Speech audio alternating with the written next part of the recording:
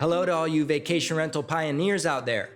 My name's Matt Landau, and this is Unlocked, the podcast series that introduces you to the world's leading vacation rental innovators by diving deep into one single key, one specific best practice or technique that opened the door and changed the game.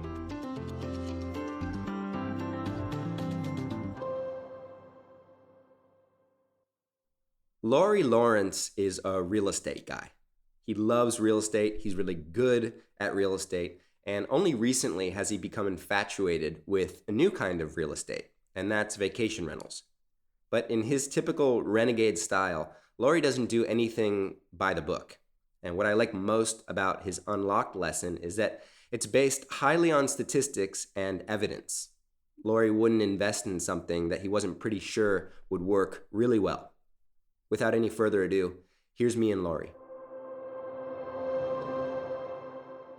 My name is Matt Landau, and this is Unlocked. You're Lawrie Lawrence. How you doing, Matt? Thanks for having me on. The man, the myth, the legend. When I came to your region, you're something of a celebrity, a little mini celebrity there. I think you're talking me up a little bit too much. I might be a man, but I'm not a myth or a legend. But the man part, I'm pretty sure I'm 100% on that one. Lawrie Lawrence, the man. Well, thank you. And you and I have known each other for a little while. A couple of years now. I've had the pleasure of watching your business grow. You started off in the traditional real estate world. Well, which we're still in. And quick 1-minute version, I had 8 real estate companies in Perth, Australia. We got a corporate offer, had a lot of zeros, so I took it. Out of work in a week, and I said to my wife, what do you want to do?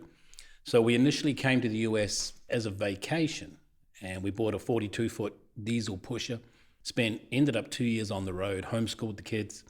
Was only supposed to be 6 months, but halfway through the trip, we said, look, if we fall in love with the place, we'll get a green card, we'll stay. Getting a green card is a lot of fun, but fell in love with Lake Norman, got back into real estate because I don't know anything else. Took off, put a lot of work in. All the agents back in Australia that I'd trained, because I was a coach, real estate coach, they're all saying, all right, go to America, start from zero and show me what you can do. So I kind of had to follow my own advice and make sure I didn't make any. People were seeing that the great trainer could actually start from scratch in a whole new country. So it went well. After 3 years, I was the top agent in Lake Norman and have been since then. So that's kind of what led me into the vacation space. I had the great problem of saying, all right, I'm making all this money in real estate. What am I going to do with all this money? Great problem to have. No one's going to feel sorry for me there. So we started, I know nothing about the stock market.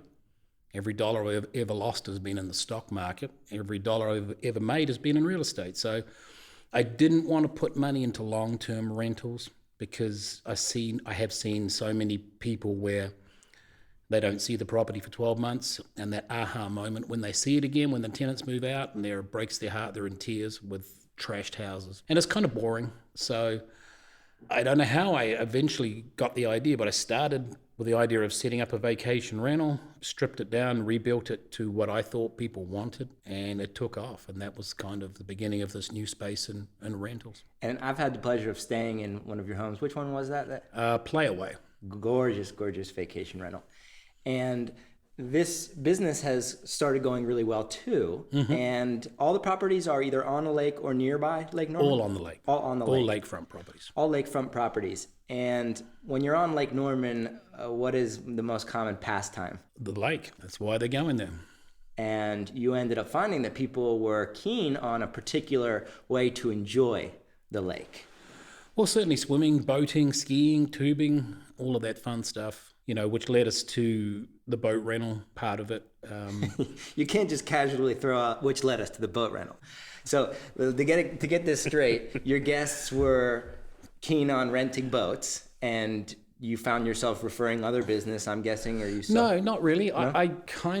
We weren't referring, it didn't start that way. We didn't have the need coming from the guests that we were pushing off. I think I knew pretty quickly boats. We knew that we were going to want a boat before we were referring them. So, and all the homes have docks too, right? All have piers and docks on the lake. So as a guest, when you walk into one of these homes in the summertime, there's a boat out back. Mm-hmm. Out back. I see what you did there. I see where you were going. That? Very good. Thank you. And Are they surprised? Are they like, what's that boat doing here?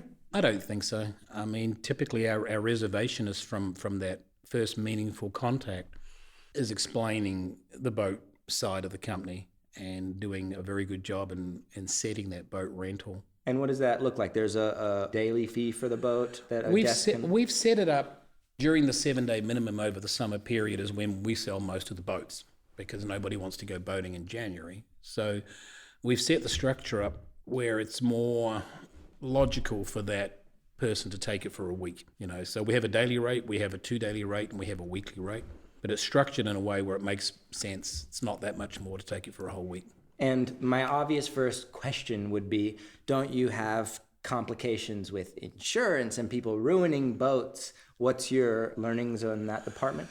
When we decided to kick this off, we spent months on the insurance side, talking to people. No, we don't have anything. No, we don't like the liability. Try this person. Sherry, who runs Stay Lake Norman, did a lot of groundwork with insurance companies. And we've changed a couple of times. And we are with proper insurance now, and I think it's carried through Lloyd's. We started with one boat initially, with one property, and I think it was costing us about just under $3,000. To have vacation rental guests coming in and using it. Correct, which is about 5 times more what it costs you to insure your boat for yourself. Okay, per year. So now that we've got 9 boats, I think we're spending about $14,000. So do the math. What is that, about $1,400 a boat? Per year. Per year. Okay. Which now makes sense. And walk me through how people started renting. It worked? Oh my gosh, yeah, straight away. I mean, we probably get 70%. I don't know the exact numbers, but we get about 70% of our people that take the boat option. It's not mandatory. 7 out of 10 guests will rent the boat. Yeah. Wow. Well, think about it. They're going to a lakefront location that's all about the lake, and they have a house with a dock. I mean, it makes perfect sense to me. I've just never heard of a vacation rental person doing this. Okay. So you've now got this sort of separate side of the business, the boat rentals. Did you keep it entirely separate? Mm-hmm. Yeah, legally it's a separate company. Okay. And that company does not own the boats. They're leasing the boats from another company. One thing I've learned about 10 years of living in this country, liability is something you guys are good at. And if something goes wrong, suing everybody in 100 miles is the American way. So we wanted to make sure there was no asset in that company. Even the boats themselves are not owned by that company. So if we do get a rather excited person who decides to do something stupid and say it's our fault, trying to take that advice of keeping a legal separation there. You hear that? If you're the individual, the crazy person who plans on exploiting this is how you do it.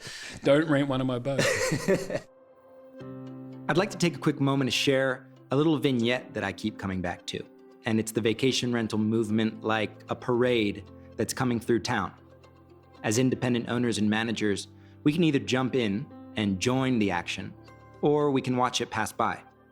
And as you can hear from this conversation, joining in on the parade means innovating, adopting new technology, and doing things that haven't been done before.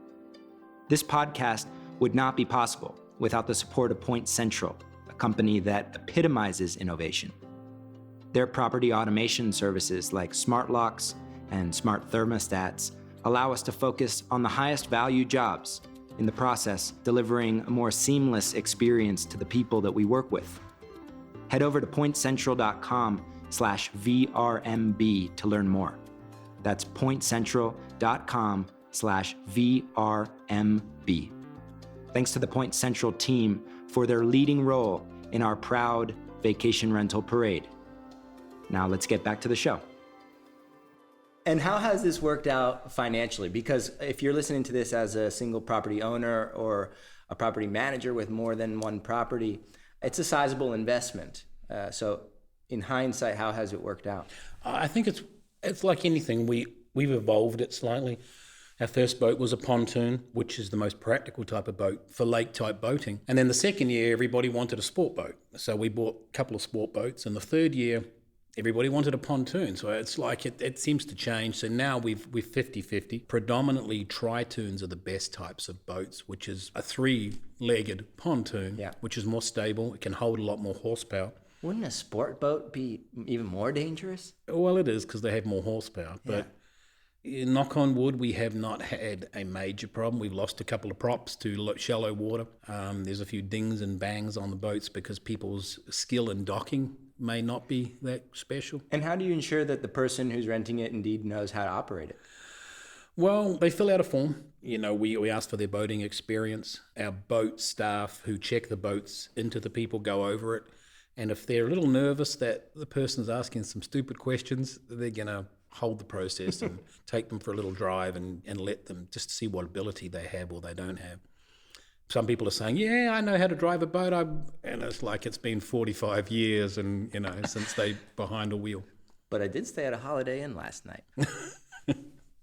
That's a little jab at the hotel industry if you didn't catch it. And financially, it sounds like it's working. The investment has paid for itself. Oh my gosh. Yeah? It's, the best ROIs in the industry, really, without getting too excited. We typically pick up new tri-tunes with 115 four strokes, good quality boat for about $35,000. Those pontoons rent, I think, for $13.90 for a week. We supply sport packages, so we give them a tube, we give them skis, we give them a kneeboard, we give them ropes, we give them all the things they need to hurt themselves. And as I say, I don't have the exact numbers, but about $15,000 to $18,000 per boat per year return. So if you do the math on a $35,000 boat, that's bringing in $18,000 a year, take off the insurance, it's a 50% ROI, which is not too many companies around that get a 50% return on investment per annum. And are other vacation rentals in the area, are they following your lead?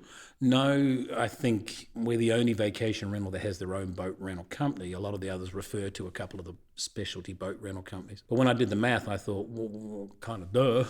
If I can get a 50% return on a boat, why would I want to hand that off to a boat rental company? How many are you going to acquire? Well, it depends on the growth of the vacation rental company. If right now we got 9 boats across 12 properties, so we'll hold about that ratio. I don't want to not have enough boats, but I don't want boats sitting there that haven't got the occupancy, just like any kind of occupancy. We're trying to hold that 70%.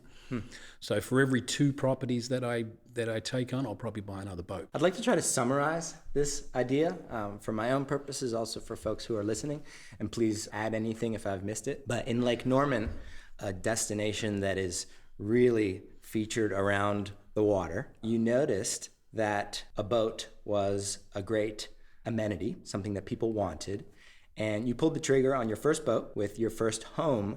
And despite the insurance details, which required some extra research, you found that the complications or the risks that were involved, the costs, to be far less than the income that it was generating, because more or less 7 out of 10 of your guests were choosing to rent these boats. You continued scaling that proportional to the amount of properties that you had, to the point that you are the only vacation rental company in Lake Norman, and I'm going to just guess that in the whole state, that has this kind of built-in boat business that is also a wonderful distinction in terms of marketing for prospective guests. I think you summarized that well. I mean, as far as other companies, I don't know. But it's been a great learning curve. We've tweaked it a little bit with the type of boats, with the size of boats, with the horsepower, with what people want or what they think they want. As I say, knock on wood, we haven't had any major issues, but that day is always a possibility, like anything. And we looked very closely at jet skis. A lot of our guests wanted jet skis. That was past the point where the liability versus the risk was just not too much. Yeah. The return on investment would be even greater again. But the risk of somebody's 17-year-old with all the docks on Lake Norman screaming into a dock at 60 mile an hour, it's just, no, I don't want my name on that. It's just too high. I don't want my name on that either. No. This is a really cool thing, my friend. Congrats on really pushing the boundaries of what a professional property manager can do and can mean to a region and to the industry. Congrats. Well, thanks, Matt, and congrats to you. We've learned so much from your experience in this space, and you're a great asset to our industry too. That's very kind. You want to go have a drink out back? Sure.